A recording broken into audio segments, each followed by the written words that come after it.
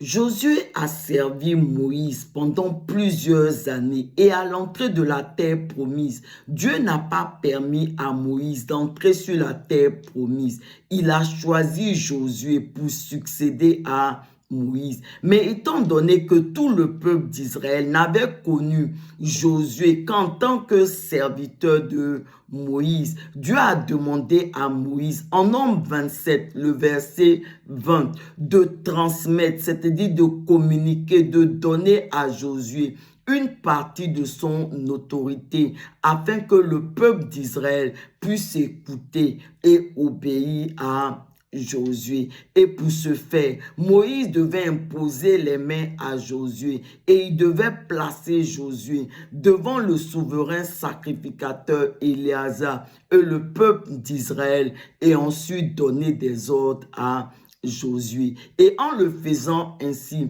Moïse a rendu Josué participant de son autorité, de sorte que le peuple d'Israël a écouté et a obéi à Josué.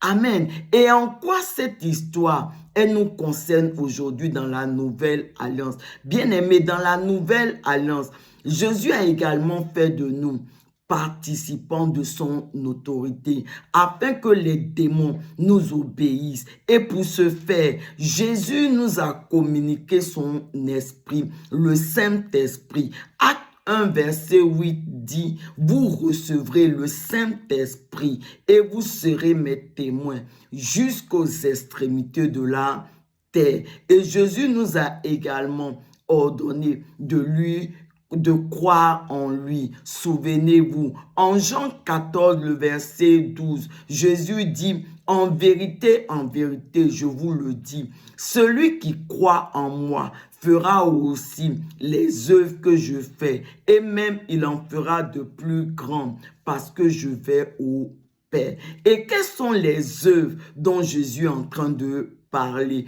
Pour voir toutes ces œuvres, allons ensemble en Marc 16 à partir du verset 17 où Jésus dit, voici les miracles qui accompagneront ceux qui auront cru en mon nom. Ils chasseront les démons, ils saisiront les serpents, et même s'ils boivent quelques breuvages mortels, cela ne leur fera aucun mal. Ils imposeront les mains aux malades, et les malades seront guéris. Et nous pouvons faire toutes ces choses parce que Jésus nous a rendus participants de son autorité.